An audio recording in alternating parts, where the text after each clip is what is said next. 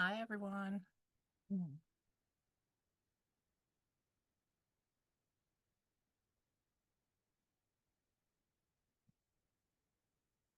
Hello. Hello. Hey, Kelly. How are you? Hi. Good. How are you? I'm good. I'm good. You were off already, right? Or no? I can't remember. No, Not yet. Were, no. We have were you off we're off another? today You were off today. Okay, I was off for today too. Juneteenth, Right. Right. but Yeah. we have school tomorrow and all next week, half days. But I'm elementary. Oh, okay. Yeah, we There's go just home on Regencies. Thursday. Yeah, Regents. But Yeah, I'm we good. had too many snow days. I'm having my drink. Hi, Jenna. Well, this is a very small group. I guess everybody was enjoying their Juneteenth. My last day of school is the 26th, which is next Thursday, so I didn't want to do that night. It's going to Mine's be yeah, a it's quiet 27. evening. Oh, did you bring something to show and tell? Yes, I did. Do you want to Yay! say? Yeah, of course. Okay. So,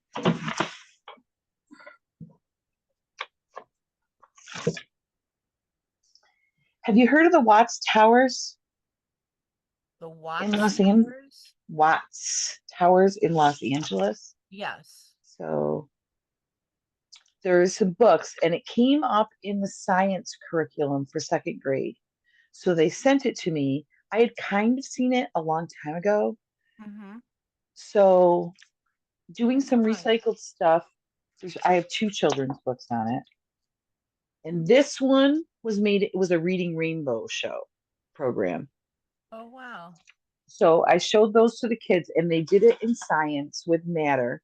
And he made these enormous towers.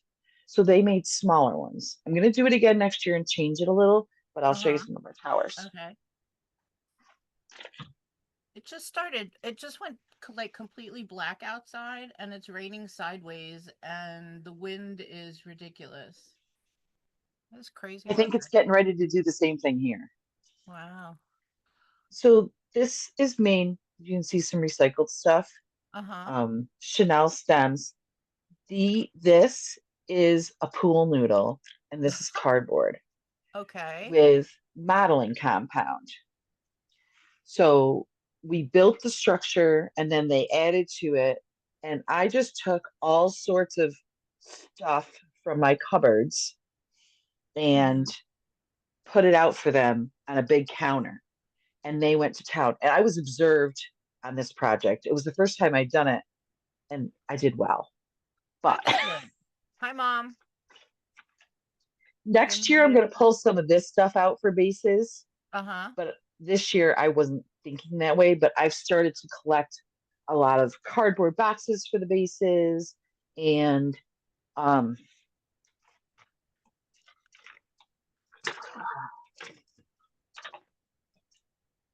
this one, this tower is an empty plastic container from blocks. Okay. A And plastic there's, container from blocks. yeah, Can you tell there's, me just refresh me about what the Watt how why is the Watts buildings or the Watts Tower in the science curriculum? it has to do with matter and stability and how it was built because one Okay. of the Watts towers is over 100 feet tall. And the city of Los Angeles at one point wanted to take it down, but it can handle like it's more stable than most of their buildings. And he Okay, built so it all by it can hand. handle And he the earthquake used, oh rumblings. Is yeah, that what? Oh, everything. okay. Gotcha. And he built Hey, all of it by Kelly. hand from recycled materials around um it's in the area where they have like Fiesta wear, and he worked in those factories, and he used all broken materials and rebar from all around that area. Oh, He sent I was kids getting out. it mixed up with like the Watts riot stuff. And I'm like, Oh, no, but now that you're talking about it with that's a totally repurposed, and yes, it's my brain is waking up and remembering what you're talking about. Kelly and Mom, so Kelly did a project about the Watts Tower in California. So you look like you're familiar. You're shaking your head. Yes. So it just yes, yes, Yeah. yes, yes. Okay, got it. Got it. The Wonderful Towers of Watts book. yes. Yes. Yeah. Oh, this one So is that's the the dream. big. Yeah. This is the story of the Watts Towers Dream Big. There's another one called the Wonderful Towers of Watts. Yes. Mm-hmm. Yep, that one. Yeah. And this one is also a Reading Rainbow book. Very cool. So my students, these are the kind of things, and they all look different. And some of them even did some of their own recycling inside the classroom where we used tongue depressors to put the modeling compound on because we used the modeling compound, which I thought I brought some with me, but I guess I did. I used just like the acrylic modeling compound. What is I've never used modeling compound. What's that? You can add it to your acrylic paint to make it thicker. Okay, gotcha. So it's like a And paste. so, yes, modeling Yeah. paste. Yeah. Okay. Gotcha. Yep. Okay. And that's what we used. So one of them around hers took the sticks that we had been using and she put them all around and just put beads at the very bottom. And then the sticks made her thing. But they all took theirs home. If you saw the pictures, they're beaming. Like they could not wait to take these home. And they learned a lot in science and art about creating and making patterns. And they didn't have to make a pattern if they didn't want to. But the Watts Stability. is yeah, Stability. Right? stability. Stability. Yeah. Yep, engineering. And That's well, a why is very it good. tipping over? So, and like I said, this is inside here is a pool piece, a section of pool noodle. I love it. So, how did your observation go? Did they love it? Oh yeah, he loved it. He That's thought it awesome. was wonderful. I got all highly effectives. I love it when Excellent. that happens. I love it when Excellent. that happens. But serious. Beautiful. So, But okay, so that was a good one. Did you have any epic fails this year? um I had some I You didn't leave didn't. enough time for. Uh-huh. I have one I didn't leave enough time for, or I didn't explain it well enough. Trying to Mm-hmm. think if I was going to grab that book. Have you seen this one yet? Unbound. Unbound. Um, Judith Scott. She, Judith Scott's twin, Joyce Scott, wrote the book. Judith Scott was born, and her twin, Joyce, were born in 1943. And Judith, the artist, was had Down syndrome and was put in an institution. And when her sister got her out as a grown up, she put her, she lived with her, but she had her take art classes during the day.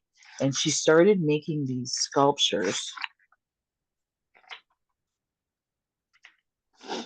And these are just the illustrations of them, but with yarn and natural materials, wrapping them around. Mm-hmm. And her one of her famous ones is the shopping cart. Uh-huh. And so I did this a little bit with fifth grade, but I didn't leave enough time for it. And I gave them the yarn and all the stuff, and they snuck off and got tape, and they were building basketball courts.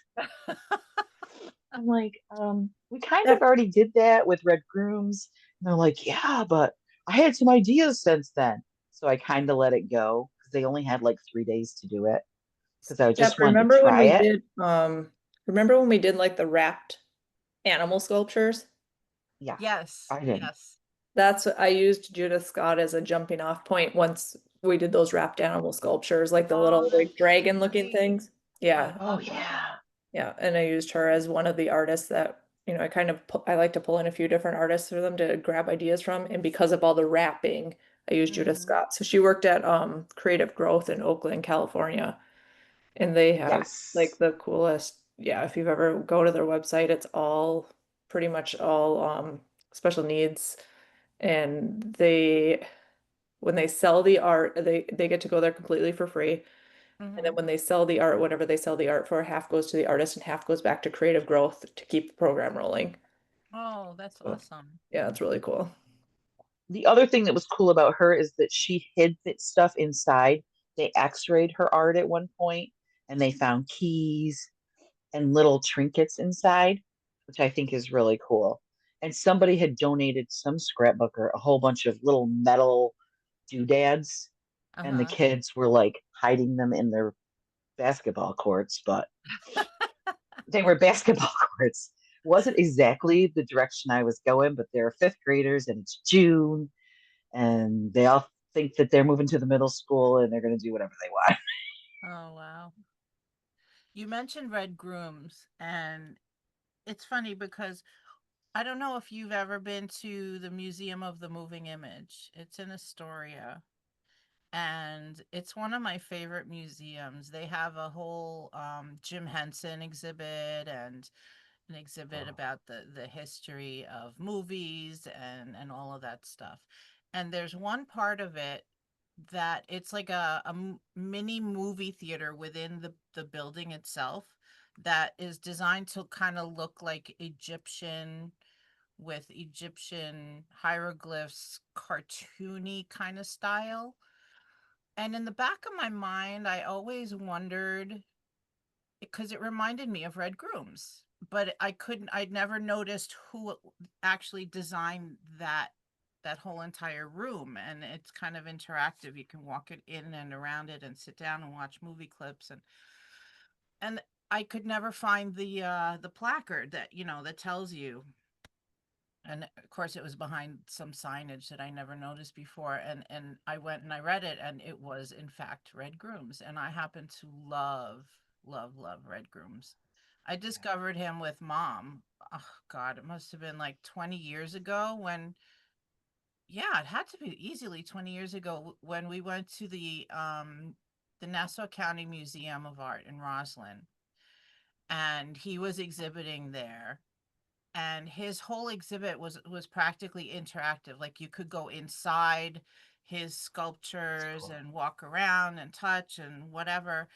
And I felt I'd never heard of him before, and I absolutely fell in love with him. And I still remember taking pictures of my son, who was 10 years old at the time, inside one of his wacky bus constructions. Remember, mom? You're muted, mom. You're still muted. Yeah, but we had such a great time, and I've done kind of mashups with Red Grooms and Tim. Oh my God, my brain just I just had a brain fart and it went right out of my head. Um, he's a director. Tim Burton. Thank you so much.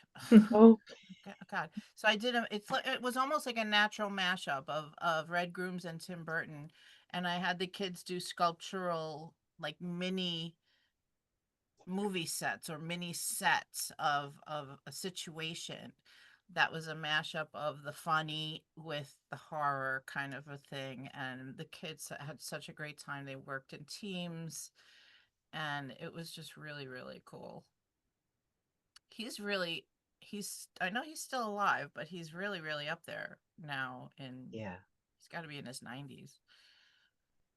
So yeah, okay, so you had a very successful year. No real Can't think. catastrophes. No, no real catastrophes. I have no. I mean, well, I have one that I've been doing for a while that needs to be revamped. Okay. I'm down to 35 minutes. It's also as I evolve as a teacher, Mhm. it's a little too. teacher oriented. It's second grade again who made these beautiful sculptures, and the projects are a little more, I don't know, teacher planned.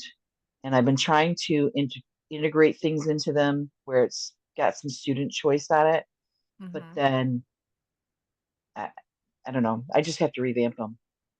And I'm Yeah. down to 35 minutes from 40, which is How are you supposed to do anything in that amount of time? it's better than the 20 they gave me during COVID. Oh my God. I think maybe it was 25. It was 20 by the I time But they that got was that in. was remote, wasn't it? I mean, No, we didn't we did remote, but we didn't do very much remote. So from, that March day until the end of the school year in 2020, but in 2020 in the fall, our students had to choose. You were either totally virtual or you were totally in person. We're a right, small rural district, so the kids who were in person were all in my room.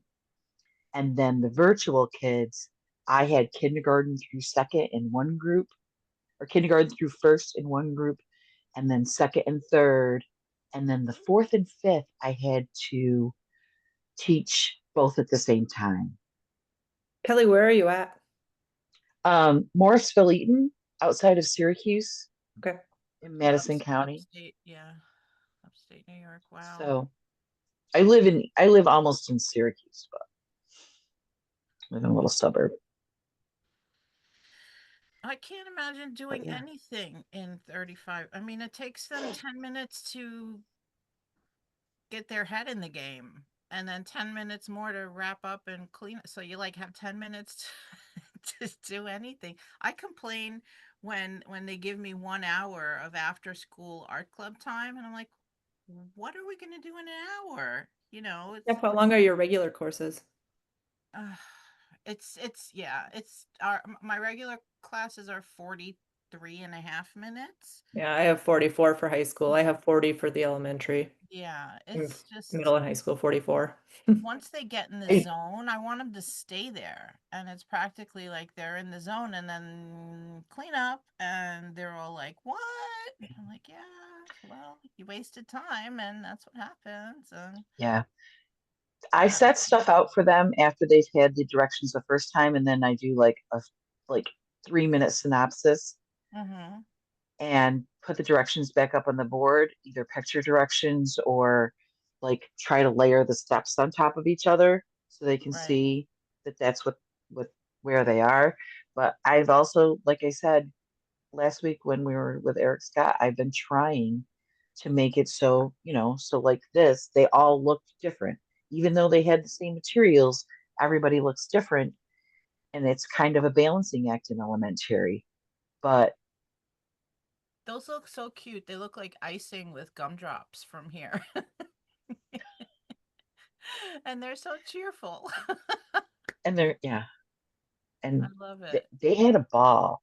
And we had somebody had donated this box of little tiles. So there was one that was like completely tiled. That's So great. I've been collecting more stuff. I'm collecting. I'm always collecting, and I'm at the point where I'm busting out of my storage, and I have to. You can imagine 21 years in the same classroom, everything that I've accumulated, I have to like let go.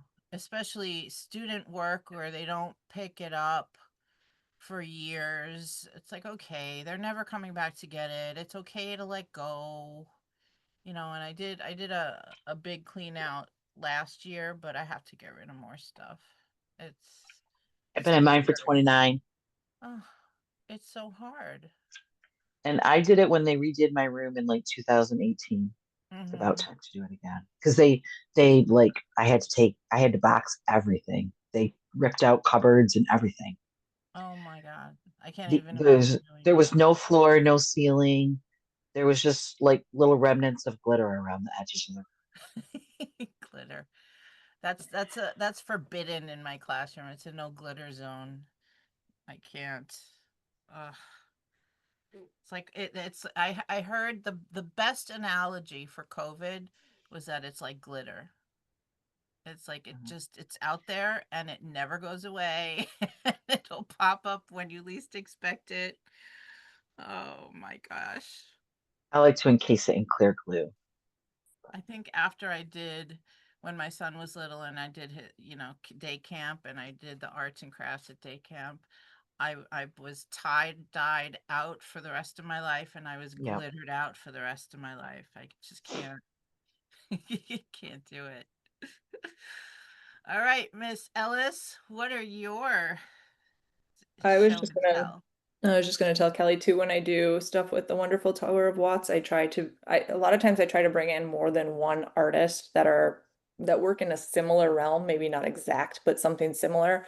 And when I do that one, I also usually talk about Beverly Buchanan's work. And then I also Oh, yes. talk about Tyree Guyton from the Heidelberg Project in Detroit, Michigan. And I bring all three of those because they all kind of work like trash to treasure kind of art. Hmm. So it gives kids a little different perspective because they can see three different artists from three different areas that are all working with that same general concept. Right. I did Tyree with first grade, and mine's not the most creative. Theirs were, and somehow I didn't get pictures of them because some of their houses were all over. And then there was the boy who made the Roku house. It had to be the Roku house from his Roku remote. And once again, I put feathers and all sorts of oddities, and I'd Yeah. gotten like foam piece sticker paper so they could even cut some of their own shapes.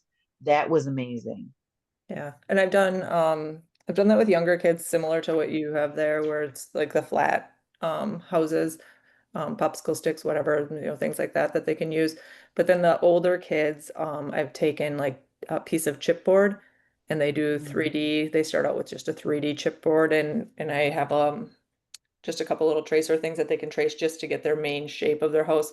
And then they can design what type of roof they have and different things. And then they start adding to it. And a lot of kids really got into that.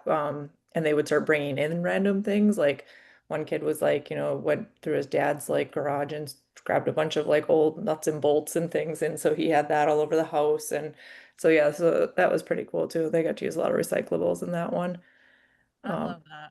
yeah. When they're so invested that they go home and they still think about it and they want to bring stuff in. Yeah, and one girl came in, she got all jacked up about it. I told them I'm like, these are the things that I will have available. And we kind of went through like, your basic craft things, pom-poms and this and all these different things.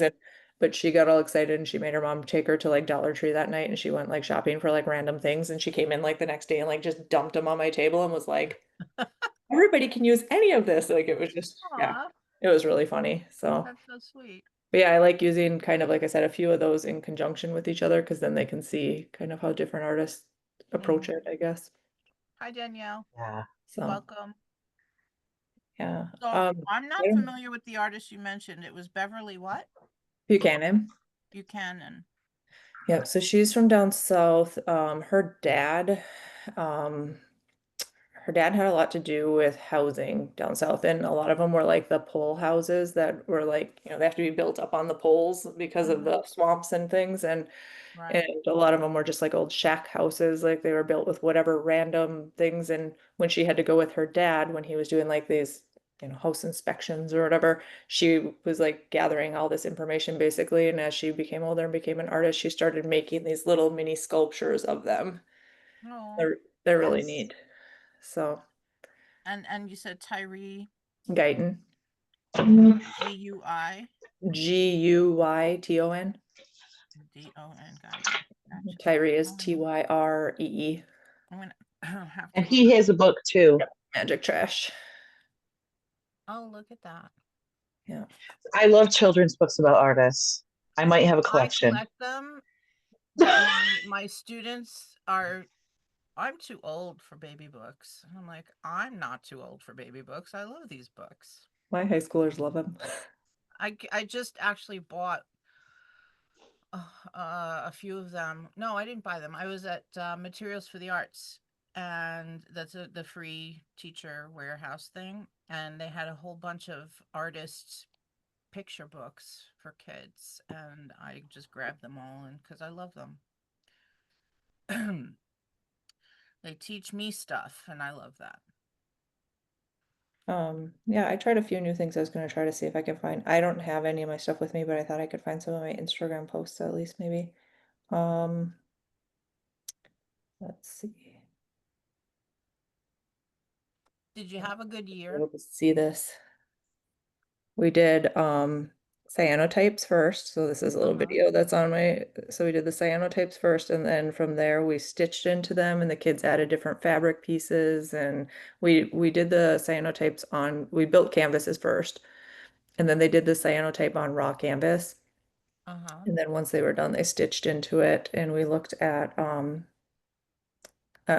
artist online that kind of stitches into things. So the kids they learned a bunch of embroidery stitches and things ahead of time. So they were using a lot of that and thicker yarn, and some of them got into beads. And um, these are just a few of the kids as they're kind of progressing some of their work. That But this looks one, exactly like one I wanted to do. Is her name Villasana? Yeah. Yeah, yep, Victoria Viasana. Vanessa, Victoria Yeah, she's Viasana. Victoria. fantastic. Yeah. She's fantastic. But yeah, instead of just doing like paper ones, I was like, I wanted them to be heftier, and so I'm like, let's build some canvases, and then I showed them how to create cyanotypes, and my high school kids ate that up. They had so much fun, and just the idea of processing the photo, and yeah, they were excited, That's really getting their cool. negatives ready, and I had that particular class, I actually had an all-female class. So we Uh-huh. did like powerful women kind of in that one. So Uh-huh. they all got to choose some kind of powerful woman, and why is this person powerful, and why are they, kind of their hero woman. And so they got to kind of explore that a little bit too. And it was really cool. It was a fun class. And That's then we talked about like women's arts and what was considered art versus what was not considered an art, and how women were kind of left out of art history in a way. And then we talked about like different things, and yeah. So it was, yeah, that was pretty powerful. It went really well. But That's it was awesome. neat. And the women they chose were really cool too. Like they chose some really interesting group of women too. But that was a high Um, school piece. Yeah, I teach K-12, so I have a huge so. range. Where are you? um well, I teach in northern Wisconsin, like in the middle of the Okay. woods. So yeah. So a lot of my kids do not have, I mean, other than internet access, they don't have a lot of access to the arts as far as Mine museums don't and things. either. I mean, like the closest thing to us is Milwaukee, and that's a few hours away. So Hmm. yeah, a lot of them don't get down there very often. And if they do, their parents aren't necessarily going for that purpose. So they don't go to the museum or they don't see. So yeah. All right. Yeah, Do I've you taken mine take to them the to museum. museums? What's that? Do I've you take them to museums? Um, I have not been able to take them yet, but I have a couple things planned out, but I have had some visiting artists come in.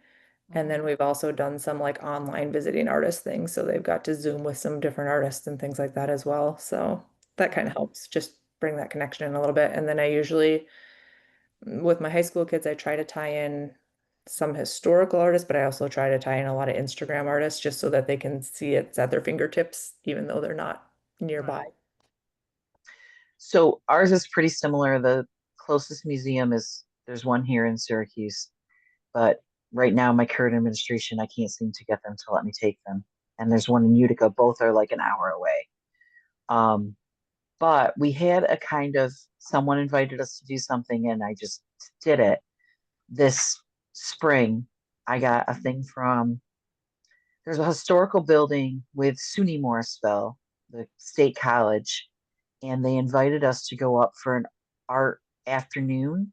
And so some of my students, I could only do like 30 pieces, displayed their work with professional working artists, and they mixed and mingled and talked to them. It was amazing. It was one of the most wonderful things I was able to do for my students. And I didn't really know what it was going to be when I said we would do it. They asked us, the town asked us to do it, and so I did. The high school art teacher didn't, and I kind of was like, really should have done this. But whatever, because my kids were standing there explaining their artwork to actual artists, and the artists were listening, And some of them are people who are published all over the area. There's one who did like folk art, and it was amazing. And they were talking to photographers and all different painters. They were all local painters, but there's one who shows his work mostly in New England, but his folk art all over the area, all over New England, like Maine and Massachusetts and everywhere. It's pretty cool. It was, it wasn't an experience that we always get in a rural area. Are you It was K5? pre-K five. K5. Okay. I was just trying to look through and see some of my stuff that I had like that level too. Did Um, your admin like that you did that? Did they get to see He pictures didn't of it? come. Uh-huh. He didn't come, but one of the board members' daughters did a demonstration for everyone. Uh-huh. So they saw it. A couple That's of the good. board members' children's work was in, not Oh, completely by accident, um, to be honest. it's a happy accident. Well, one of them, his daughter's work gets showed everywhere because she's showing things in fifth grade that I would have been glad if my ninth graders could. Like she Mm, just drew some hands where you they looked like hands and she layered them so they looked like they were holding something, but they were not holding anything. Like wow. you could see I mean, she had a couple spots where they weren't quite right, but that's really hard. And she colored them in colored pencil and they were all shaded. And I guided her, but I didn't touch the whole thing. Her work is amazing. Hands are hard Once in a for while, us. I Hands are mean, they're hard for beautiful. us. Yeah. She's this Wow. she's is a pretty talented fifth grader. this is one I did with sixth grade that you might be able to pull down to fifth easily. We looked at Carly Cornelisson's work. She's from Australia, and we did these birds. Um, and they got to use like watercolor pencil and stencils and quick sticks and just like all different materials too. So they got to really explore materials a lot. Mm-hmm. Um, and they got to kind of do the That's work cool. based on that work. They were all very excited because I posted this one on Instagram as well, and she actually commented on it. So the kids were like jacked up out of their minds that she That's commented so on their cool. work. So, but yeah, that one you could easily pull down if you look at her work. Trying to think of what else I have for younger kids on here. I kind of bounce around so much that my Instagram feed is kind of a mishmash of a lot of different art because I teach K-12, so kind of everywhere. I can't imagine having that huge a range. And We did skateboards at the high school level, so they had to design them, then they had to gesso their own skateboard deck, and then where they did got you get the to, skateboards? I ordered them online. Oh, okay. So So yeah, they're we were like good. real, Yep, real genuine. boards. Yeah, and I got some that were slightly pricier. I had a little donation, so I got some that were slightly pricier that the kids could actually use, but it was really fun watching them actually design and create their own boards. And um, That's cool. there's Did they one all use them? one girl is getting the trucks and wheels for hers. Most of them are going to use them as like wall hangers. Like one girl instantly was like, "I'm going to hang this in college," and yeah, they were kind of excited, and Those are cool. That's they all very got to nice. design different ones. And then we also used some like bioluminescent paint on some of them so they can glow under black light and stuff too, but it's clear when they're not, so you can't see it until they're under black light. Right. They loved that too. So, do you have a kiln? I do. Because I did something else this year that you might like. I've always heard of people having like the hot cocoa parties where the Mhm. kids drink out of the mug, which is kind of cool. But we have a program because we're in a rural, poor, poverty district, um, of people who come in with healthy food. So I had the kids make their own coil ramen bowls, Oh, and it that's fun. had the holes in the top, and I got them chopsticks, which were cheap. And so they made them, and then the the SNAP Ed educator came in and showed them about putting low fat meats. She used beef, but she used the 99 less fat and vegetables into their ramen because all my kids are addicted to ramen. I don't know about anybody else's, but they eat ramen whenever they can. And so we had a ramen party and cooked it in a little skillet in the art room. And they all were taking their chopsticks, learning how to use them because these kids, very few of them have ever used a chopstick. And there's just not that much exposure. So we looked at a lot of different pottery. And my daughter had gotten at a pottery fair that we had gone to as a family in the area, one that had the holes for the chopsticks across the top. And they loved it. It was like amazing. And I hadn't heard of anyone else ever doing anything like that. It just like popped into my head one day when I was putting Jenna's away in the cupboard. And the coil pots the last couple of years, they've gotten whatever. And they were like all in. So you could And we, actually what did you I don't do ceramics, so I don't know okay. anything about making it safe for actual food, eating and stuff. How does that happen? Some of the glaze is food safe, and so they have to put on 3 layers. And what I did was had them glaze it with the color they wanted, and then to make sure they got 3 layers, I had everybody put a clear coat on top. They know they're supposed to do 3 layers, and I told them that when it came out of the kiln, it'll look uneven if they didn't get 3 layers. That Hmm. I wouldn't let them eat out of it if it didn't look safe to me. Okay, that's so cool. It was amazing. It was a great day. I I had love a lot of great days. That's great. It was a good teaching year. Do you guys do any digital art? Not since I COVID. don't. See, and I I don't really have a lot of access right now. I'm working on getting I access don't to either. like Adobe and different things. And so right now I didn't have that. So I found this on I think it's Make a Mark Studios. And she had used this program called Clecky. It's like a free online program, and the kids don't have to like enter their emails or anything like that. So you don't have to worry about any kind of weird privacy things. Um, but we did these 1 point perspective pieces, and Oh, they can those are like, cool. yeah, so she does like this 1980s 1 point perspective, and it actually gives you like step by step directions on how to do it. And it's really neat because they're learning layers. So they're doing digital work, but they're actually learning how to work with layers and things in digital work. So it would transfer really easily to a better program when you're, if and when they get access to that. Uh-huh. But I did these with my seventh graders. And then once we did this one where it was a little more teacher led and a little more step by step, then I had them each go back in and do like their own little clicky thing, and they got to do kind of however, but I gave them like you must use X number of layers and things like that. And so they kind of went back in and then they got to explore, and then it was like, you had to use like two tools that we used and two new tools that we didn't use, so they had to go back in and explore the tools, and that was pretty neat. And the seventh graders really ate that up, and there were a lot of kids that were coming to me weeks after we did it, and they were showing me new pieces that they had created because it's totally free, so they can use it anywhere. So that was really neat. And it's on their phone probably, so It's they on could anything. It's just just use internet it. based. So anything that's internet based, they can use it. So there were a lot of kids that were really jacked up about that. Like I said, just because they don't have, they don't see themselves as having access to that, but it's like it's just an online free program. So that program was really neat. And I love that it had the layers. So it's, I know, not just your Jesus. basic paint program because of the fact that it has those layers. So that was nice.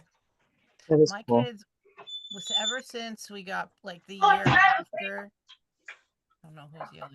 The year after COVID, the kids just didn't want to do anything on the computer anymore. They wanted to go back to, I don't stuff. typically do anything on the computer just because Yeah. I feel like they get too much computer Yeah, time. And exactly. it's like my room is the only time they stick their hands in anything. So I don't Yeah. usually do very much of that. But when I saw this, I'm like, oh, it's that one thing that they could continue to access. And so, yeah, they really liked it though. That's cool. Yeah.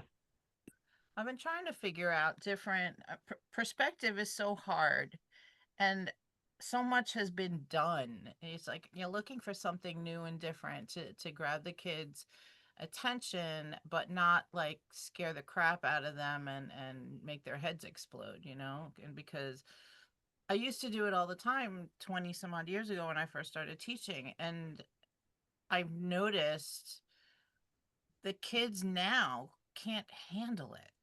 Like all their brain, they can't wrap their brains around how it works, especially, they could do the box, right? They could do the box and they could put windows on the box, but they can't get past that and make everything proportionate and line up and it so after a few starts and stops, I'm like, you know what, let's not torture each other with this anymore. Let's move on to something else because That was another reason that I did that too, because it was a decent intro to 1 point. Because when Mhm. you go in and you click on that grid pattern, it automatically brings all those 1 point lines for you. So they can Yeah. start to see that how that goes back. And I thought if I did that with seventh, by the time I get them into the high school courses and I start teaching 1 point, like they'll have that little connection in their brain still. And we just talk about basics with perspective, then we do the 1 point, but then we talk about like size and so they're when they're putting things in, they're talking about their sizes and overlapping. And so they get some little minimal perspective stuff with that one at Right. seventh grade, and that kind of really helps them out, I think, when they get into high school. I I just remember thought, it being the unit that just kind of would never end because it would take so long to explain everything and then have to like demo how to do all the details and keep those in perspective and in proportion and so that everything looks like it belongs together and yeah, the thought of it of doing it now when it would never end when the kids were doing it, it's like, oh my god, I don't know. my kids love all of anything as long as it's cube based. As soon as they have to do something round, that blows their mind. Like, well, but wait, there's no corners to be like, How do you connect the corners if yeah. it's a ball? Yeah. Then they get really like blown out of the water by that. So that becomes an issue. I Hmm. still do a perspective thing every year, but it does become an issue. Yep. Yep. Trying to think of what else I have. I Mine have, are more like landscape perspective, where they have like okay, there we three, go. my second graders, this is one of the projects I kind of lost control of this year. At three hills, and they have animals that are, big, and I even let them make them 3D fluffy, and then they get smaller as they go up. That's But kind of like the folded one that we did last month. yeah, Yep. I'm thinking, but I don't know if second graders can do the folding all four pieces. I'll have to see if I can play with it this summer. I'm revamping my curriculum a little bit this summer anyway, because Mm-hmm. this was only the second year I did pre-K. And so I Right. need to kind of realign. And I used to have 40 minutes once a week, and now I have 35 minutes twice a week. And it's kind of doubled the time. So I like went through my curriculum map Do they much faster. do they how do I word this? Do you have days in between when you see them, or is it one day Yes. after the other? So it's Days not. in between. So it's Oh my either god. this year it was either Monday, Thursday, or Tuesday, Friday. So do you do things that take multiple sessions that they have to pick up where they left off? Um,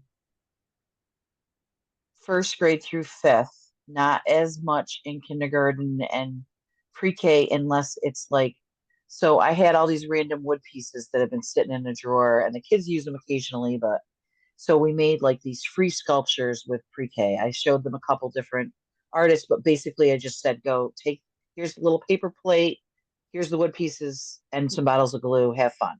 And they just Mm-hmm. like, and then I gave them paint, and then I gave them doodads and sticks and whatnot. Right. And those turned out really cool. But so it was like we worked on it 3 days, but it was like three different steps because one Okay. was gluing wood pieces, and then one was painting, and then the other stuff they attached all sorts of ways. One of the ways was glue, but it was Mm-hmm. gluing again. But it was cool. And the problem with pre-K is one of the two classes that I have them, some of them are asleep. Some of Yeah, them I are don't like it asleep. either. Yeah, because they bring me at the end of nap time, and the one teacher in particular doesn't think I should wake them up. She actually doesn't even move them out of the way. The other one does. but they have nap time right before art. That's changing next year, I believe. But Wow. the teacher's already, she's already been, the one of them has already been complaining a little bit. But Wow. she's like, well, but then they're going to be asleep during my time. It's like, better yours than mine. Because, Well, I so, don't understand. I mean, I have my students every single day, right? right. Same I know. classes, the same schedule, every day, the same. And it's mind-boggling to me how we're doing a long-term project that's in multiple stages and everything. Everybody's working and kids come in every day to me and say, "So what are we doing today?" Oh, yeah. And I just don't know how to answer that. It's like, what do you mean? What are we doing? I thought I'd try, social studies today. What do you think? What are we doing today? Do you have like a clever touch or a smart board or anything like that? Yes. I I have I do. a blackboard. I have a whiteboard. I have a smart board. I have chart paper everywhere with, this is what we're doing today. This is what you should have done up until now. This is what the deadline is for the. They don't read the But it's board. easier to ask you. I What? put daily directions on my smart board every day, so they walk in and they have to So do look at I. They that. don't And read the board. yeah, I and have to like tell them, read the I won't board. even answer them if they're like, "What are we doing today?" I just kind of like point, and Yeah. it'll say like if it'll say straight on there like if I'm demoing something, it'll say like demo and they know not to take anything out then until I'm done with the demo or presentation. So it'll say like Mhm. pres demo. Right. Otherwise sometimes it'll just say like gather your supplies and get going because they already know what they're in the middle of it for my middle high school kids. I Little feel kids I like, don't do that as much with, but the middle high school kids and they know and they come in and do it every day. And the ones that come in and say, "What are we?" I just point and they're like, "Oh yeah." but it's not, it's so many of them. And it's like, it almost feels to me like they cross the threshold and it like wipes their slate, you know? And they come in the next day and they have no idea what's going on. I'm like, how can you have no idea? We've been doing this for a month straight. How do you not know? Jeff, what are your classes like? Because you said you don't have ceramics, right? No, I've been teaching the ninth grade requirement. Basically, drives me crazy. It's like a general art one kind of intro. It's a Studio. studio arts one, and over the years they've given me free reign to try this and try that and whatever. Um, they're like, do what you want, call it whatever you want in the class, but it's studio art, but you can make the whole class whatever you want it to be. And a couple of times I've done like a full year of fiber arts with one class and digital photography with another class, and then swapped it at the mid semester point. And it's a lot of prep, doing it that way when you're doing things differently for each class.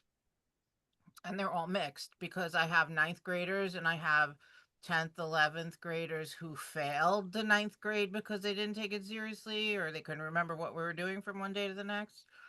Um, and then I have kids who transfer in who need the credit, and then seniors. I have everybody, mostly ninth graders. And the ninth graders are coming in more and more immature. They don't take the class seriously. They think it's playtime or What are they you coming in with ahead of time? Like, what do they have prior to you? Like, do they have middle school art? Do they have? some don't have anything at all. Yeah, that's what I figured because all the Um, teachers are a little and I've different. been fighting with my admin to, hold them and give them to me in 10th or 11th because then they're more mature and they'll pass and then you don't have to play this repeat game. And my passing rate has demonstrated that over the years, but they're gone back now to throwing me the ninth graders. I think a big part of it also is that I'm very strong with classroom management, and a lot of the new teachers are not. So they want me to train them, so to speak. But it drags me down, man, because they just don't want to do anything. And my passing rate has been decreasing and decreasing every and then this year I had a first period class. The kids don't bother showing up to school till third period anymore. So they're like, "Why is your passing rate so low?" I'm like, "Cuz you gave me a first period class and nobody comes." And Mhm. then, they don't, not only do they not come, but they don't come to the after school art club or the lunch periods that I have open to come and make up the work. They think, time stops when they're not there. And Yeah, we have an Right. advisory class at the end of the day too, and my kids that are either out because they just skip leave, oh, whatever, or because they're out because they have, whatever sport or anything else they have going on, so they're constantly out. And when I yeah, open advisory too, they don't think they need to come in for advisory either. And there's so many kids that'll be like, well, why did I fail that? Because you didn't do it, you didn't turn it in. Well, yeah, but I was gone for golf that week. And your point? so Like we didn't stop learning and teaching just because right. you were gone for golf. So I'm like, yes, and you also didn't come in for advisory at all. And they're like, oh, like they're starting to catch on. But I'm like, I think previously, I think a lot of teachers just marked that those assignments like no count because they weren't there. And now they're No, starting to can't realize do like, that. no, They you don't learn I still anything that expect that way. you're doing the work. So I had a senior last week come to me after the year closed and we're already starting Regents, right? Actually, it was this week. She comes into my room. She was in that first period class and she never ever ever ever ever showed up. But then she'd have the audacity to come and sit in during my lunch period and just talk to her friend and not do any work. So she came to me this week. She's like, "Is there any work I could do that might help?" And I'm looking at her work that you didn't do. and there were, actually it was last week and there were 2 days left before the year closed out. And I said, "I'm not going to play games with you. What do you think you can do in 2 days for an entire semester's worth of work that I still have students coming to me during lunch and after school to try to finish up and get done?" Yeah. Yeah, we had that problem too. We had a lot of kids that were coming and asking, like at the end, they'd realize they're failing and they're coming and they're asking for, what can I do for extra credit? And I'm like, you need to do credit before you get the extra credit. Exactly. Like, Exactly. They don't Right. understand that. I'm like, you have to do the stuff that earns you credit before you could get extra credit. You can't replace one with the other. It just doesn't work that way. Steph, this is one thing I did that you could probably do with your kids. I did this with, let's see, most of these kids would have been second or third year art students for me in high school, but we looked at Ann Weber and then there's an artist nearby here too, Amber, who does something similar, but we looked at their sculpture. So this is one piece that a girl did, but it's all cardboard. Um, Mm, so it's all relief sculpture. And then this is another girl's piece that she did. those are very cool. And Those then are cool. this is one of the boys. He did this piece and he added a mirror in the center. He had a hole in his and he just wanted a mirror really badly. So he added a chunk of a mirror. It was really funny because I happen to I have those double-sided like drawing mirrors. And Mm-hmm. one happened to snap like the day before that. A couple of kids were using it, and one kid went to put it away and they pushed too hard. Like they were trying to push it into an area and they snapped it. And this kid comes to me, he's like, you know what I'd really like to do for this? Love to put a mirror in the center of it. Do you know if I could get a mirror piece anywhere? I'm like, actually, yeah, I know. Right here. Speaking of, So it was just kind of like, well, that worked out perfectly. But those turned out really nice. And I mean, it's literally just cardboard. The only thing that I did purchase for them for that one was the type of stapler that I bought. I bought like an uh-huh. alligator stapler. So Right. it has like the little teeth coming out on this side and it's like a handle on this side so that they can Mm-hmm. kind of sneak it in and staple inside of the boxes. But yeah, really, I mean, that was just all box. But Board. yeah, that one was What pretty. did you use to cut the cardboard? We just use scissors because it's actually, well, I have canary cutters. I have scissors like that. I do have Is like that a, called a cardboard scissor? yeah, and I do have Really? like a rotary cutter, cardboard rotary cutter one.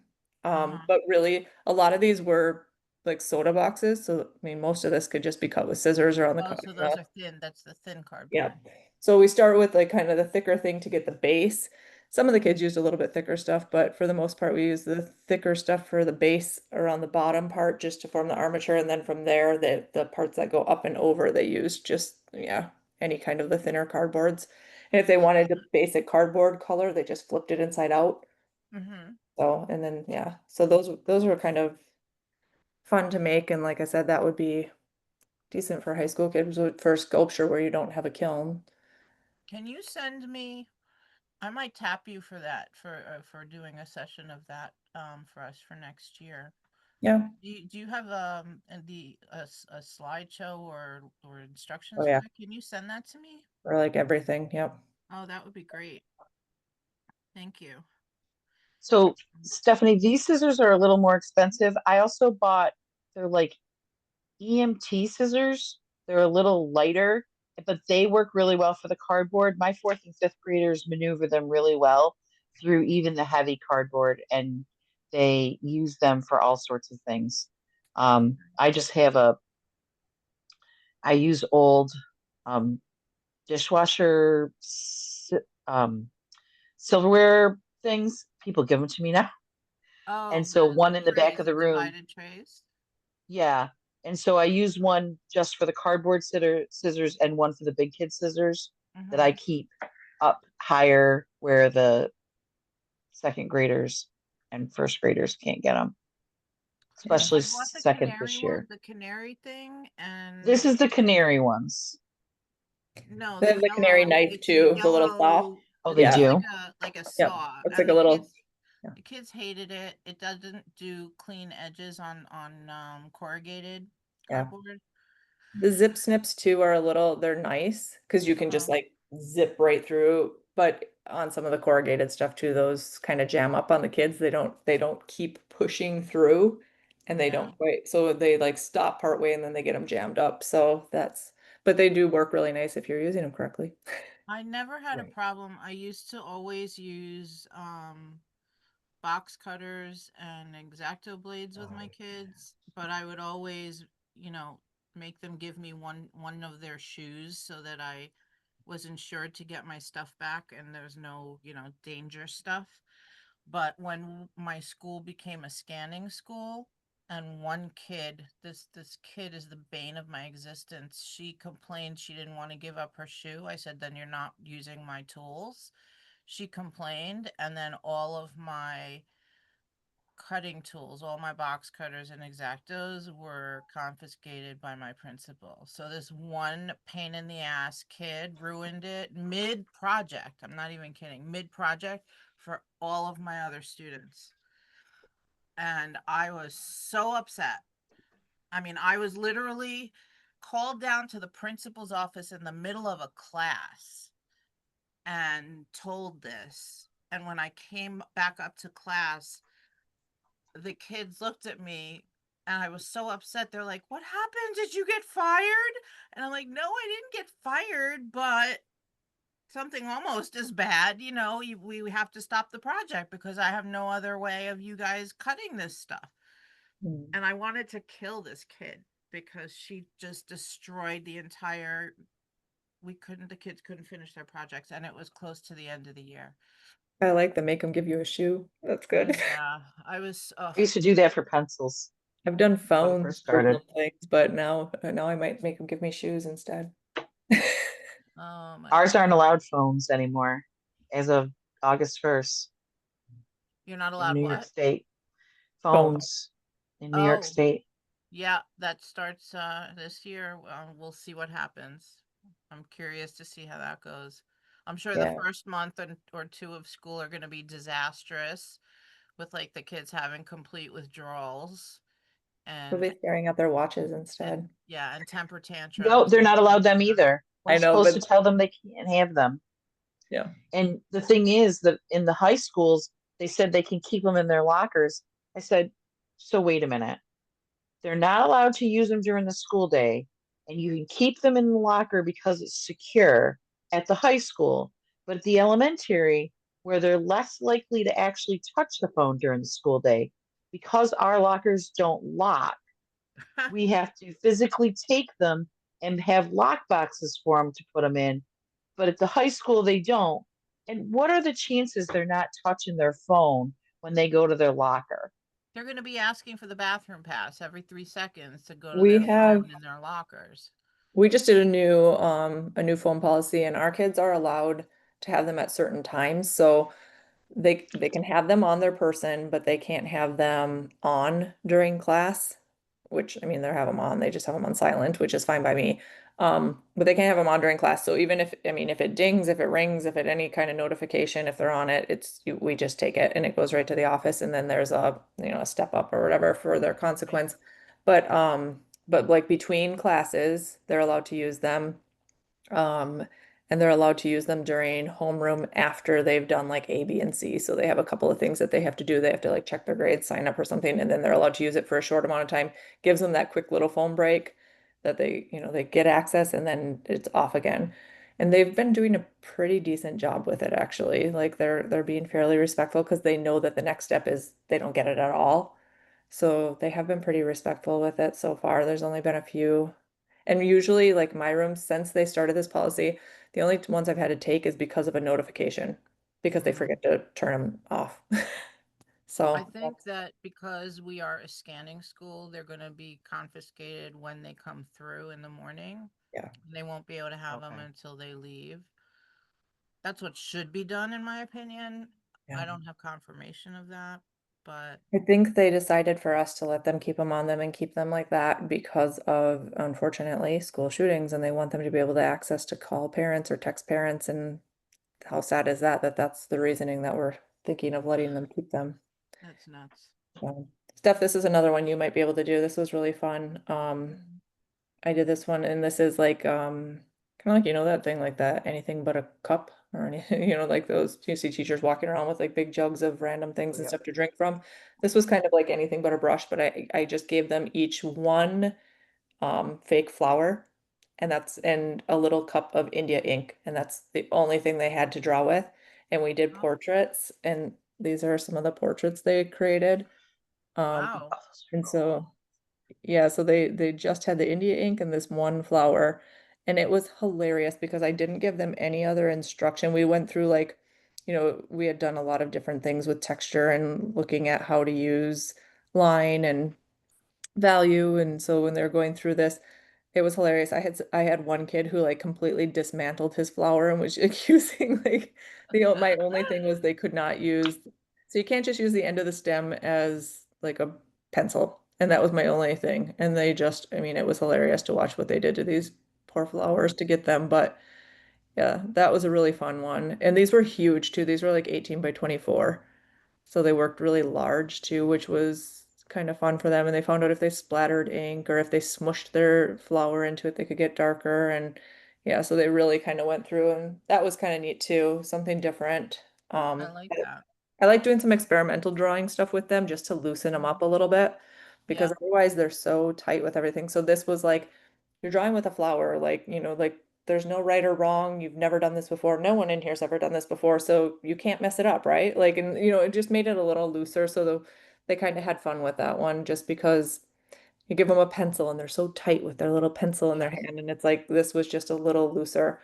Um, but I do like with my intro class, like when we start my intro to drawing class, when we start that, I do these weird ones too. I have these like I bought all these 4-foot dowel rods, and I make them like tape their pencil to the end of the dowel rod and draw with it from 4 feet away. And then I make them, I drilled holes into the dowel rods and we stuff a pencil like in the dowel rod.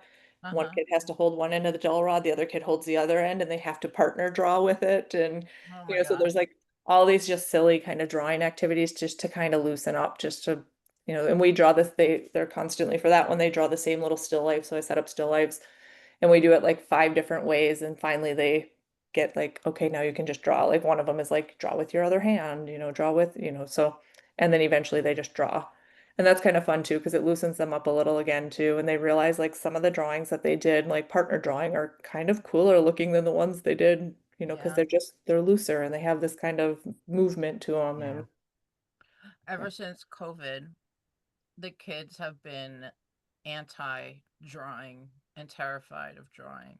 So I've kind of steered more towards like construction stuff or mixed media or collage or sewing or weaving and all hand building stuff. But I think that I've been giving it a lot of thought, and I want to head back to the drawing for next year, especially since there'll be smaller classes that were promised.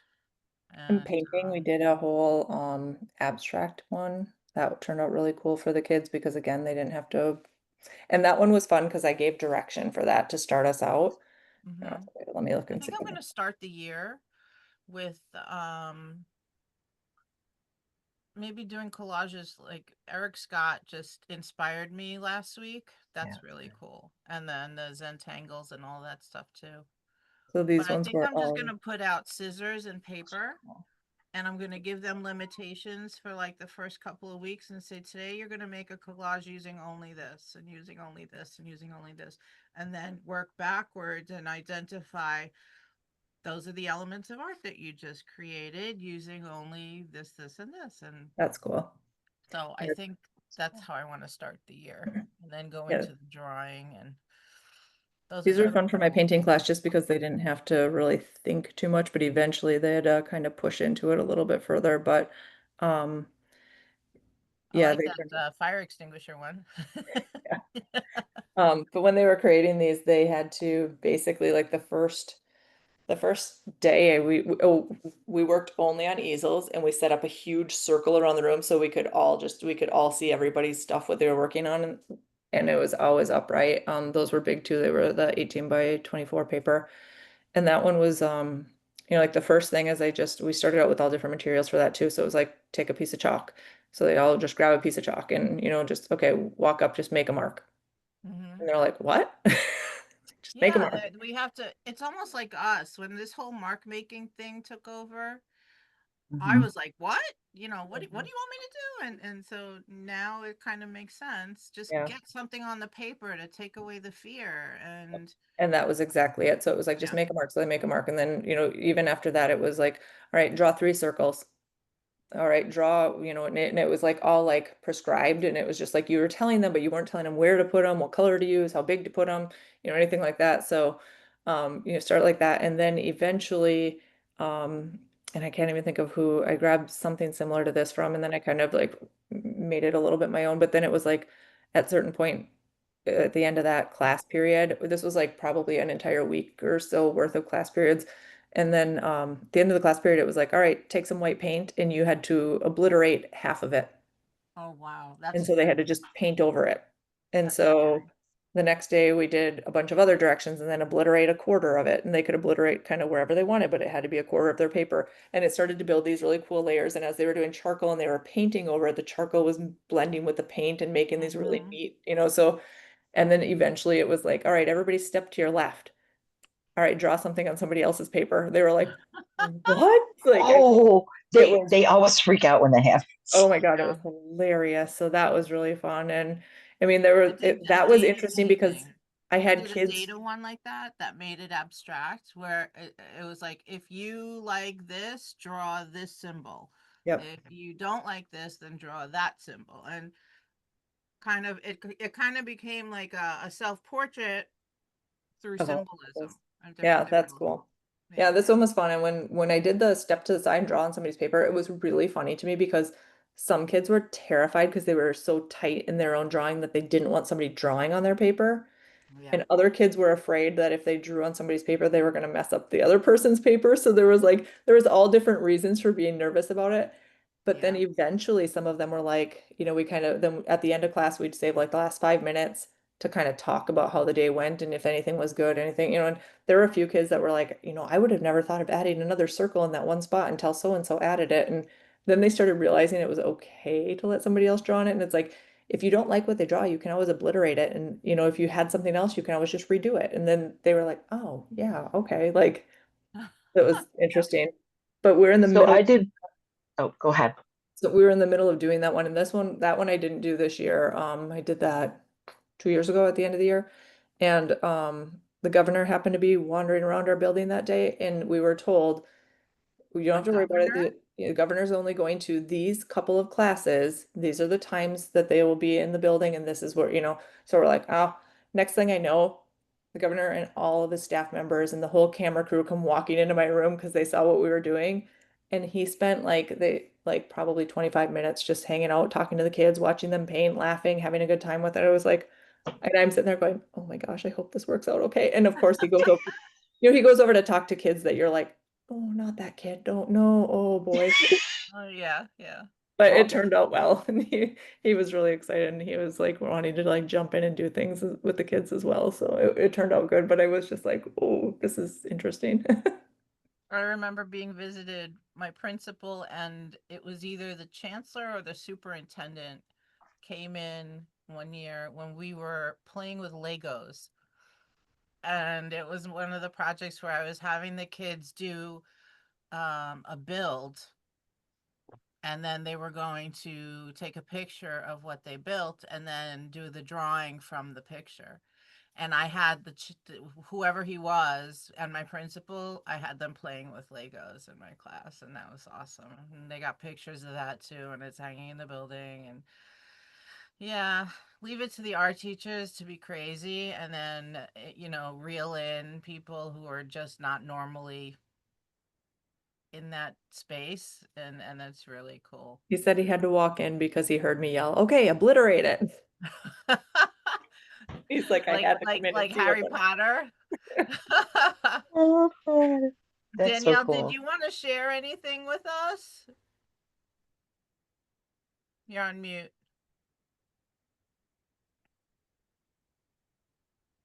Uh, you're just listening. I still can't hear you. I don't know why, but unless your volume is off.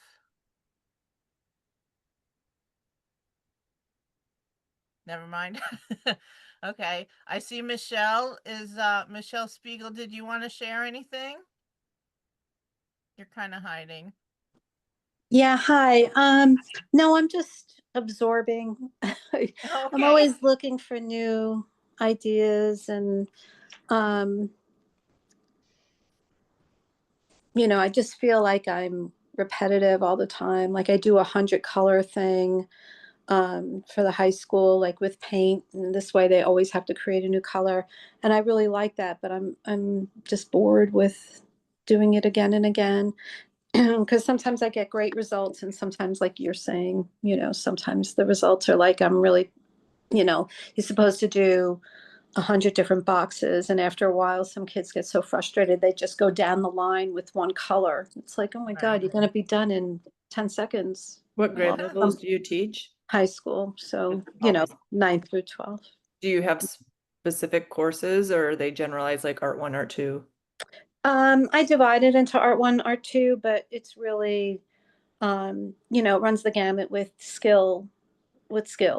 Some kids don't really, they're not paying attention, or they don't really care to students that are really more skillful. So it's hard. It's hard to figure out. And the art twos just mean that they had me the first year. Sometimes they're worse than my art ones. It's just that Right. they want to have oh, I like her. I'll take her again. It's They want an easy class. Yeah. right, right. So it doesn't necessarily mean that art two is like, ooh, they're so advanced. They're not. A lot of them aren't.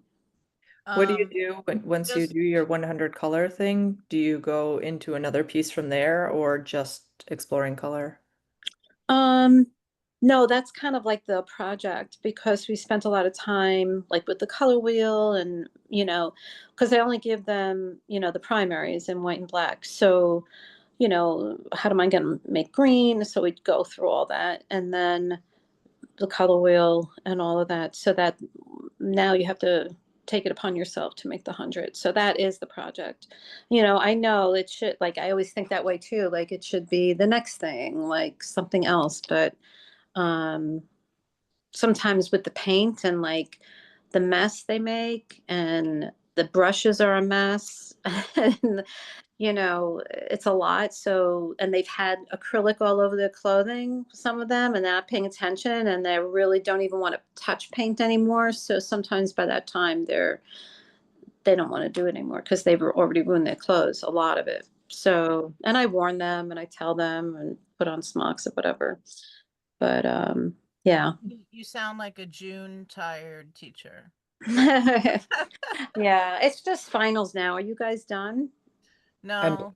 Well, No. I'm in Regents Week. I'm in Regents. Uh, Before we run out of time, I just want to let you guys know I posted the link in the chat.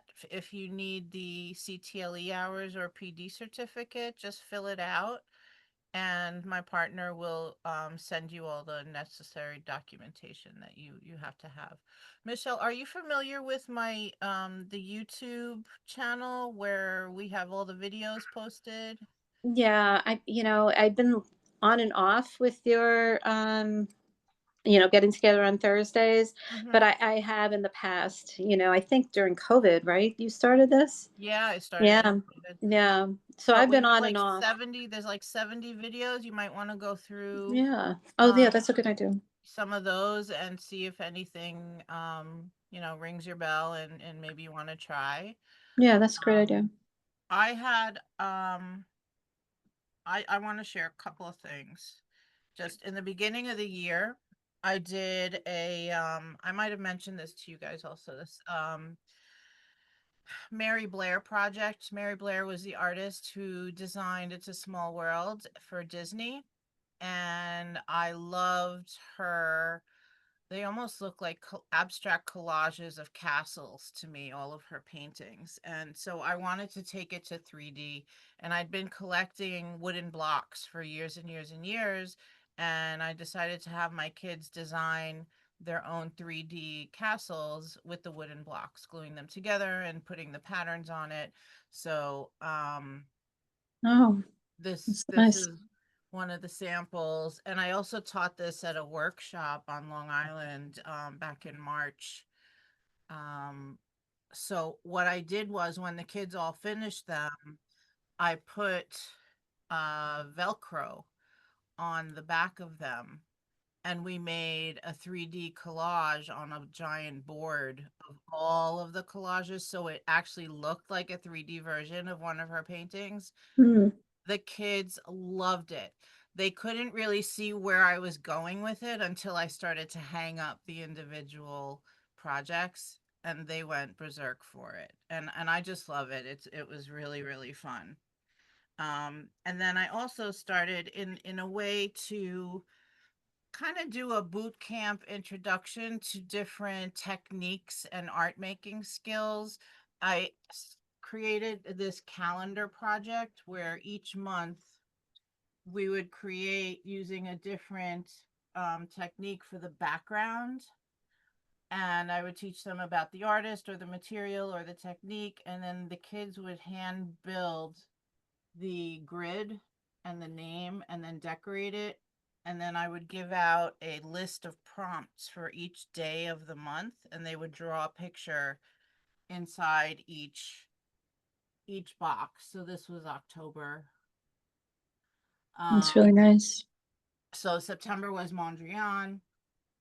October was neurographic drawing.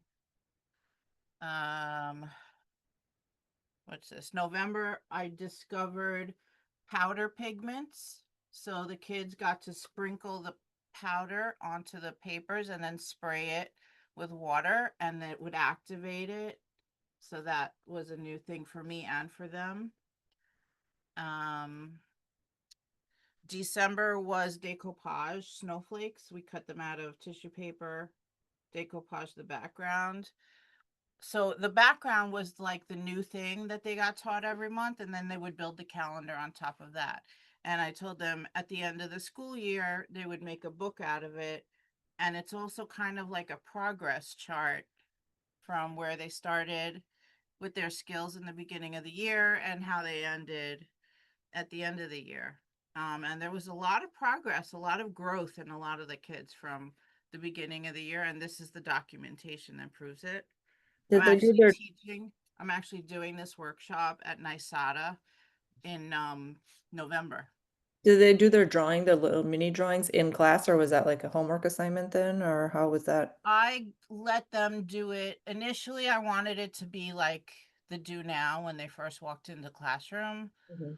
but because I just feel like there's never enough time for the actual projects, I let them, once they constructed the whole calendar, they could take it home and do it at home for homework. They could do it at lunch, they could do it in art club, you know. So each month was a different technique. This one, January, was strictly black and white patterning and design. um February we did like a text text to design background where you use the words as a design element, and they had to write things about themselves and then color them in. um March was like the tape relief with triangles, and then they, we used the paint sticks that you were talking about earlier, Kelly. And so they taped their design all over the paper first, then use the paint sticks to paint over everything, and then they would peel the paint as a mask, and then they would be left with their, it was like a stained glass shatter kind of design. April, we did watercolor in spray bottles. So they would spray the bottles, and then I showed them how to use templates with ink pads on top of that. And then the final one in May was carving their own stamps, radial stamp design from a rubber plate and the linoleum cutters. So it's a really cool way to teach them skills, materials, and document their growth. So I fell in love with it. A lot of the kids found it tedious, but a lot of the kids love doing it because they love doodling and they love drawing. So once the calendar was built, they love taking it home and doing the drawing. So, you're never going to please everybody, right? It's just impossible to do. And the last project that I am in love with was a repurposed book. Each kid got to make a visual autobiography and cut out the cover and do like cartooning themselves from a photograph that they sent me. And they built their name on the cover with paper mache clay. And then each page inside, they had a different task to do. And again, different materials to learn and apply. This one was foam carving, printmaking. This one was watercolor techniques. This is collage. We did the blackout poetry. We did parabola stitching. A zine. So you had a book in a book. I did pop-ups of their names. And so it was all about them. And 6-word memoir. So you're also incorporating literacy into this with the blackout poetry and the 6-word memoir. This one I had to design the favorite of the 5 senses, their favorites in the 5 senses. This one they didn't get to do because we ran out of time, but notes to yourself, and I showed them different ways to insert things into the book, tags, pockets, fold outs. How long would one page take? Oh my God. It was a disaster in time, but the kids loved doing it because it was all about them. So, this one I also didn't get a chance to teach them. This is a fold out map, which I'm going to do with them next year because I love it. A map of my heart. So they're going to create a map of something I haven't worked out yet. What exactly, and then I've incorporated weaving into the book also. So this actually started, I had won a grant with a local college, and we had a resident art teacher come in, and she only had 10 days, but they provided all the materials and instruction. So I started the project with her, with the kids, and she went too fast for the kids. She was like every 2 days she was teaching a skill and letting them go do the pages, and it was too fast for them, way too fast. So after she left, her last day was April 30th. I said, okay, we're going to slow down and we're going to work on, catch up on what you didn't finish with her, but then we're going to add more pages into their books. And this again, I collected for a couple of years old little kids board books from garage sales and all that stuff, and they repurposed those books from there. But I am so in love with this project. I'm considering doing it with a class, as a whole class for a whole semester, because then they'll be able to really sink their teeth into each page instead of rushing through every experience. So, and those were my successes for the year. And time is never, there's never enough time. That's yeah, the pacing when you've never, and I really try never to repeat anything from one year to the next, because I get bored and I have so many repeaters. I can't do the same thing with the same kids. It's just ridiculous. So, um, when I'm always starting something new, I have no idea how the pacing is going to go until I'm in it, and that affects everything else for the rest of the year too. So that's the hard part for me. And that's that. Yeah. I would think the book or the calendar, you could change what you do on each page from year to year and then still do something kind of Yes. similar to what you've done before. Yes, Those are definitely. very cool. I did the book this year as an autobiography, and I started the kids with a questionnaire about themselves, so that they had to, it forced them to look inward and think about things. Where's your family come from? What's important to your family? What do you honor in your family? Where's a place you've never been but want to go, or what do you miss? And all these different questions that really force them to think about it. And then I told them, I gave you this questionnaire, so now you can pull any of those answers that you gave and create a theme for the pages in your book. Like, I'll teach them the skill, the technique, and the material, but it's up to them how they express it on the page, right? So I'm thinking of changing up the theme for next year, but I think I definitely want to do it as a full semester class, so that we don't feel rushed and overwhelmed and all of that. And I applied for the grant again for the upcoming year, and if we get it, I probably overshoot every year, but I proposed a boutique project for the kids that then becomes, once they've done the boutique itself, that then they're going to quilt it with embroidery stitching. Have you ever done the crayon boutique, the faux boutiques with the crayons? I've done it myself. I've never done it in school. I did that with students this year and that worked out really nice because they got some really vibrant colors and things and it just a lot less dyeing because you only dye it once then, which is Yes. kind of nice.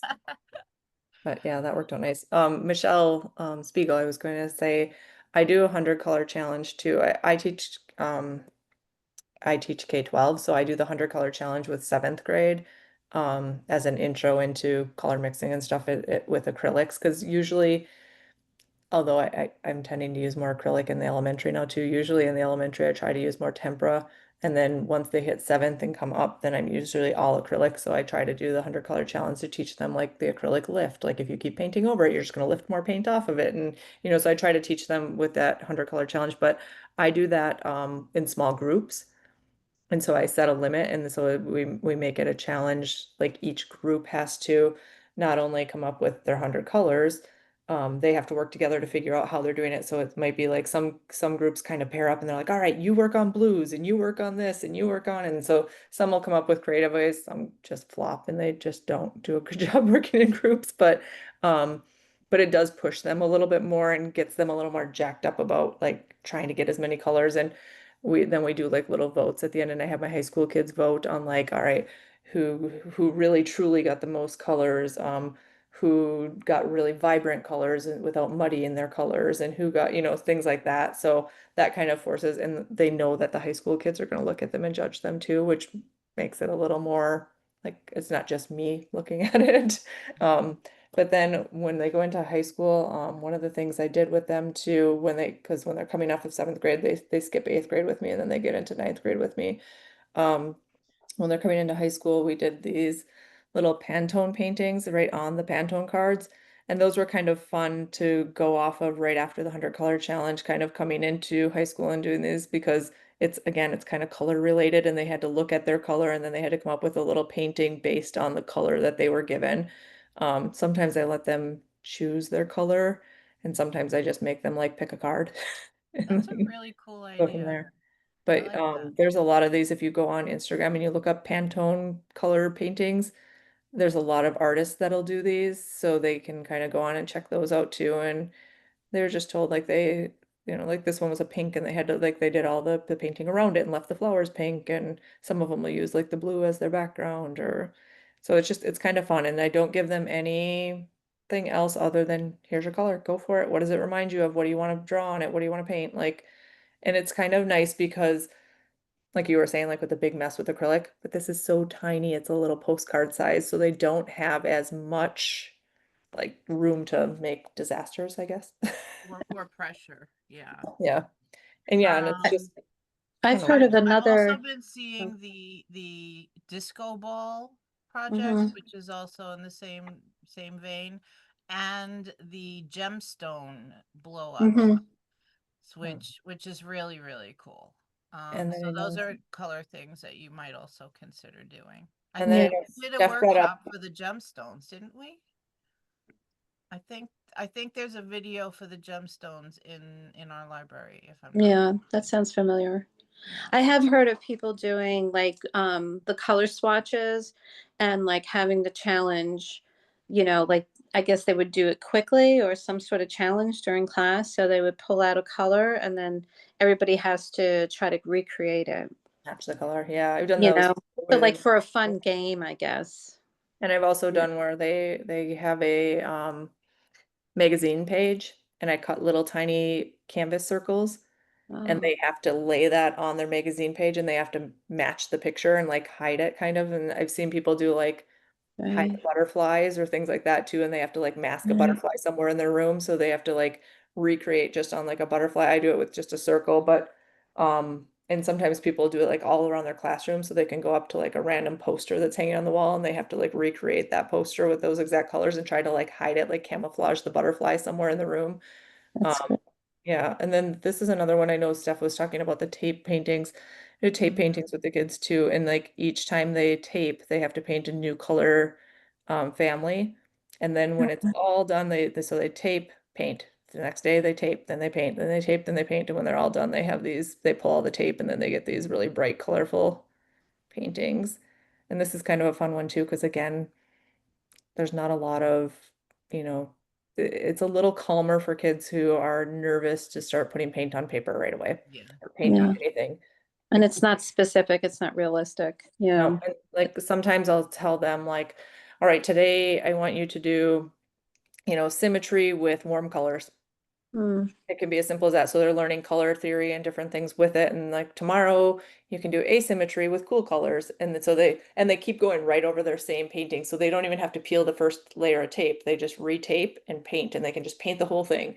And like some of them will blend out their colors a little bit in like value order or things like that. And then they tape again. And we do that like 3 or 4 days. And then eventually I let them, they can peel some of the tape if they want and redo parts and they can kind of fix up little areas that they don't like. But for the first few days, again, it's just kind of experimenting in color theory. And on canvas?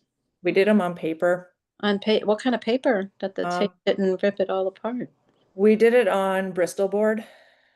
And then the tape itself, I always teach them to lint up their tape. So they get their tape and they stick it on their clothing first and get a Uh, lint on it first, and then they put it on. So then that lint just makes it a little less sticky and it mm, peels off their paper a little better.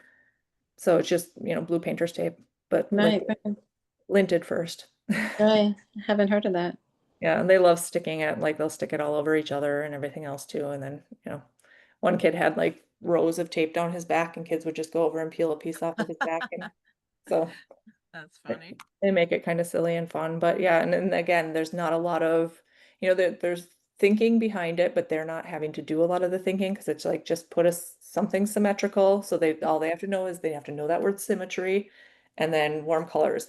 And then we go through that. And then the next day when they come in, I actually give them a mini quiz and I'll just give them like a sticky note or something. And I'm just like, all right, what does symmetry mean? And what are the warm colors? And they have to write that down. And then I'm like, all right, today it's asymmetry and this, and I teach them those two. And then the next day they just have to, so they're answering those in quiz form too, but they're only doing two little tiny things each day. So it's not like major quiz. It's just remember two things. And And yeah, what size are they working? these ones were 12 by 18. Okay, cool. So I just want to say, well, it's 8:39. Catherine, you came in late. Is there anything that you would like to share or you have any questions?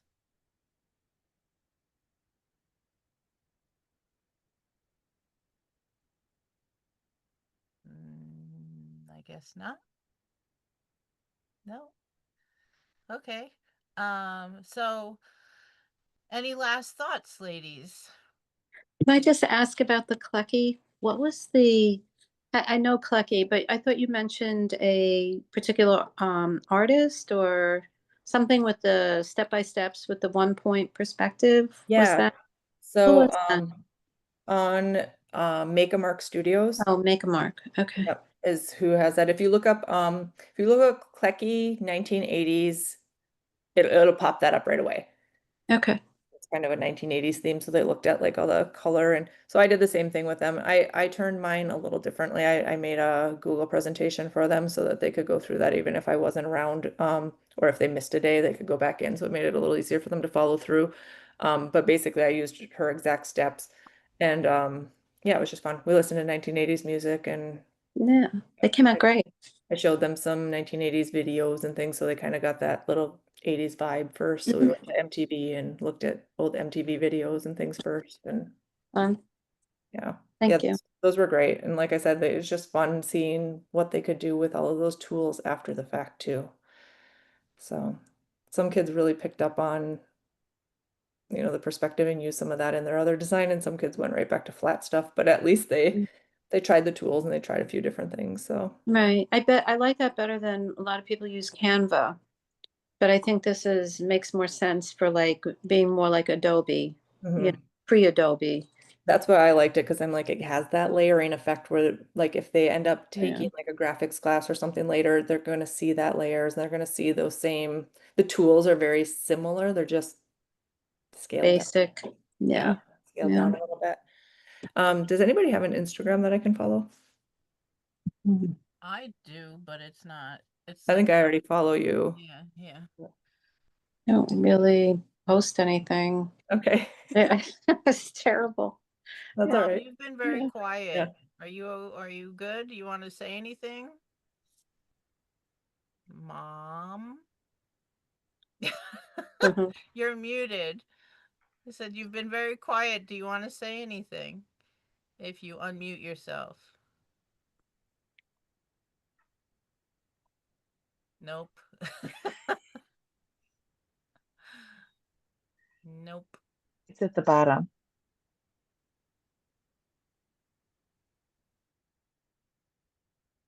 There you Oh, are. oh, there was Hi. a mute thing on the top that I kept. Thank you. It's okay.